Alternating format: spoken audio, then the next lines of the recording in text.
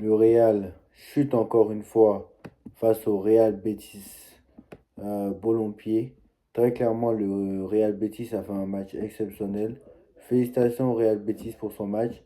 Mais franchement, le Barça, le Real a fait n'importe quoi sur ce match. Honnêtement, j'ai pas reconnu. Le Real, normalement, c'est beaucoup mieux. Le Barça, donc, qui a gagné, hein. Le Barça qui a gagné 4-0 face à la Real Sociedad. Euh, Reprend la tête de la Liga. Non, bon, ne reprend pas la tête, mais reprend la tête de la Liga, puisque l'Atlético était en tête avant ce match. Donc voilà, le Barça premier avec 57 points, l'Atlético suit avec 56 et le Barça avec 50, le Real pardon, avec 54. Donc très clairement, le Barça vient de s'imposer 4-0 contre la Real Sociedad. Et le Barça bah, revient fort. Tout simplement revient fort. Et c'est exceptionnel, hein, c'est exceptionnel la victoire du Real Betis ce soir. Alors, le Real Betis, très clairement, a fait un match exceptionnel. Mais avec Isco, hein, Isco, ancien joueur du Real Betis, enfin ancien joueur du Real Madrid, pardon. Isco, ancien joueur du Real Madrid, qui plombe son équipe. Donc en plus, on a vu que sur la célébration, il a carrément célébré. Pourtant, ça a commencé bien avec un but de Brahim Diaz à la 10e minute de jeu. Tu te dis, le Real, tranquillement, ils vont tranquillement gagner. Donc très clairement, tu te dis, ils vont tranquillement gagner en fait. Tu te dis pas, à aucun moment tu te dis, oui, à aucun moment tu te dis, à aucun moment tu te dis, bah, ils vont revenir. À aucun moment tu te dis le contraire. Et bah non. Bah non. Déjà, le Real Betis égalise grâce à Cardoso. Très clairement, là tu te dis, même si le Real Betis est égalisé, bah, le Real va finir par s'imposer. Bah non. Et bah non. C'est Isco sur penalty, hein. Après une faute de Rudiger, hein, qui a très clairement fait n'importe quoi dans ce match. Très clairement, je pense que ce soir, on va pas me dire qu'il y avait des blessés. Parce que moi, on me dit toujours, oui, il y a des blessés, il y a des blessés, il y a des blessés. Parce qu'au Real, ils ont perdu contre Liverpool, mais il y a des blessés. Ils ont perdu contre Milan, il y a des blessés. Ils ont perdu contre Lille, il y a des blessés. Ils ont perdu contre le Barça, il y a des blessés. Ils ont perdu contre le Barça 5-2, il y a des blessés. Ils ont perdu contre je ne sais pas qui encore, il y a des blessés. Donc, l'Athletic Bilbao, il y a des blessés. Donc, cette année, le Real, à part contre. Parce que le Real Betis, quand même, remonte à la 6e place, hein, grâce à cette victoire. Le Real Betis remonte à la 6e place grâce à cette victoire contre le Real. Mais contre les grosses équipes, le Real Madrid n'a gagné aucun match. À part contre l'Atlético, ils ont fait match nul, un but partout à l'aller, un partout au retour. Voilà. Contre l'Athletic Bilbao, ils ont perdu. Contre le Barça, ils ont pris 4-0 et 5-2 en Super Coupe d'Espagne. Contre le Milan, ils ont perdu. Contre Dortmund, c'est la seule grosse équipe, on va dire, ils ont gagné, puisque Dortmund a quand même fait une finale de Ligue des Champions quand même. Contre le Milan, donc ils ont perdu. Ils ont perdu contre Lille, qui est qualifié pour les. Et ne me dites pas, Lille, c'est pas une grosse équipe, hein. Lille est qualifié pour les huitièmes de finale de la Ligue des Champions. Lille a fini septième de sa phase de Ligue. Donc voilà. Et dans le débrief de Paris-Lille, je l'avais dit, Lille est aussi une grosse équipe. C'est une équipe de Ligue des Champions, quoi qu'il en soit. Donc voilà. Donc le Real Madrid, à part contre Dortmund, mais ils ont perdu contre toutes les grosses équipes. Voilà. Et ne me parlez pas du match contre Manchester City. Tout le monde gagne contre Manchester City cette année. Même, United a battu Manchester City alors qu'ils sont 15e. Donc à un moment donné, il faut arrêter. Ne parlez pas du match contre City, c'est normal. Donc voilà, le Mbappé, catastrophique. Mais ça n'a pas été le plus mauvais, hein, donc on va pas s'attarder sur lui. Mais voilà, ça y est, il a mis un triplé contre Manchester City. Tout le monde a dit Mbappé de retour, Mbappé, le grand Mbappé de retour. Bah non, en fait. Bah non. Déjà, son but contre City à l'aller, c'est une chance incroyable parce qu'il rate sa reprise. Je sais pas pourquoi ça rentre. Euh, Voilà, franchement. Vasquez, comme d'habitude, il est catastrophique. Alaba, catastrophique. Alaba et Rudiger. Alors, moi, on me dit, oui, Alaba et Rudiger, ils étaient blessés. C'est pour ça que le Real, ils sont pas bons. Heureusement qu'ils étaient blessés, parce que Asensio, je peux vous dire que Raúl Asensio, il est meilleur qu'Alaba et Rudiger, hein. Parce que là, Alaba et Rudiger, ce soir, deux titulaires, mais ils ont fait un match catastrophique. Mendy, ça va. Mendy, les seuls respectables, en fait, dans cette équipe, Mendy et Modric. C'est les seuls respectables dans cette équipe. Modric, grand monsieur.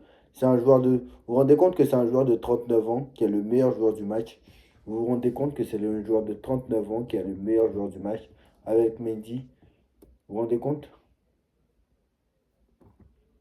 C'est pas normal. C'est pas normal. Donc à un moment donné, Mendy a fait une passe décisive. Brahim était buteur. Et Modric, donc voilà, il a apporté un peu de la créativité. Il était quand même assez bon, on va dire. Mais Chouameni, déjà, tu le remets. Déjà au milieu, je dis Chouameni, c'est un échec. Parce que Chouameni était acheté 80 millions d'euros. La première saison, il n'a pas trop joué. La deuxième, pas trop.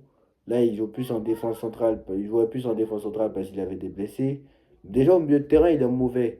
Alors en défense centrale, j'en parle même pas. Alors aujourd'hui, il a joué au milieu de terrain parce qu'Alaba est revenu et que Rudiger est revenu. Mais très clairement, voilà. Donc voilà, je pense que très clairement, l'Atlético Madrid connaît bien assez bien le Real Madrid. Donc l'Atlético n'aura rien à perdre, hein. Et c'est le Real les favoris de ce match parce que ça reste le Real Madrid, quoi qu'il en soit. Mais voilà.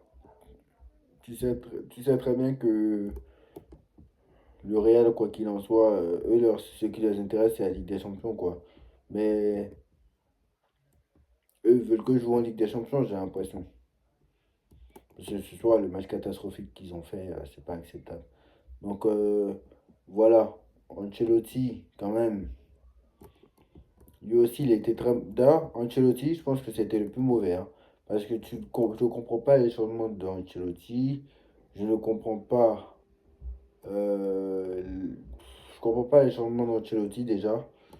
Et puis, je n'ai pas compris en fait la tactique de ce soir. Voilà, je n'ai pas compris. Je n'ai pas compris. Donc, cette année, ne me dites pas que. Quand je vous dis qu'on est meilleur que le Real, que nous, Paris Saint-Germain, on est meilleur que le Real, c'est vrai. Actuellement, il y a quelle équipe au-dessus du PSG, honnêtement? Et ceux qui jouent en Ligue des Champions, je parle, hein. Ceux qui jouent en Ligue des Champions, hein, pas en Ligue Europa. Parce que c'est ce qui nous intéresse. Déjà, si on passe, on joue Aston Villa. Donc, le plus dur sera de passer les huitièmes de finale. Mais il y a l'OG Liverpool qui est là quand même. Et ça, faut pas l'oublier. Donc, quand même, vous vous rendez compte que qui est plus fort que le Paris Saint-Germain à l'heure actuelle? T'as Liverpool, t'as le Barça. Allez, pour moi, t'as le Barça. T'as Arsenal. C'est les trois pour moi. Et le reste, pour moi, ils me font pas peur, hein. Le Bayern, moi, si on les rejoue demain, c'est pas du tout le même match que le 1-0 qu'on a pris. Et si Safonov ne fait pas sa bourde, si Safonov fait pas sa bourde, s'il n'y a pas une bourde de la défense sur le corner, bah, il marquait pas, hein. Parce que, voilà, il ne marquait pas. Voilà. L'Atlético Madrid, pour moi, on est meilleur qu'eux.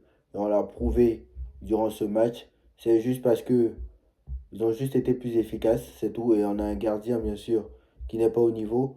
D'ailleurs, j'ai entendu dire que le mec est prêt, Donnarumma est prêt à baisser son salaire, hein. D'ailleurs, on parle de Chevalier l'été prochain. Chevalier, il faut aller le chercher en courant, hein. Moi, je dégage Chevalier. Chevalier, on va voir quel est le prix.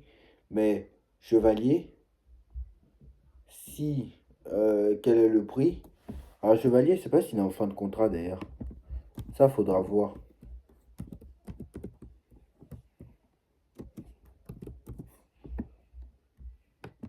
Maxime Chevalier, Lucas Chevalier. Alors je ne sais pas, parce que le Chevalier, lui, il est. Donc il a 23 ans. Donc voilà, il est à Lille. Je ne sais pas du tout si Chevalier... Alors, je ne sais pas s'il est en fin de contrat parce que on en parle beaucoup hein, au Paris Saint-Germain, mais je ne sais pas du tout.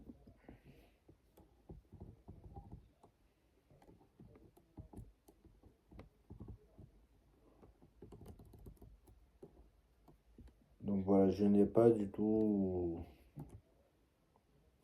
Alors, fin de contrat.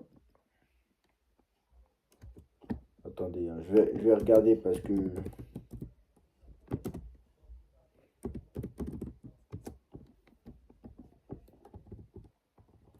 je vais peut-être regarder parce que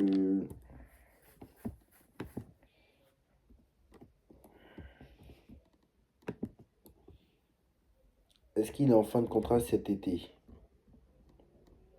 Chevalier n'est pas en fin de contrat cet été, non.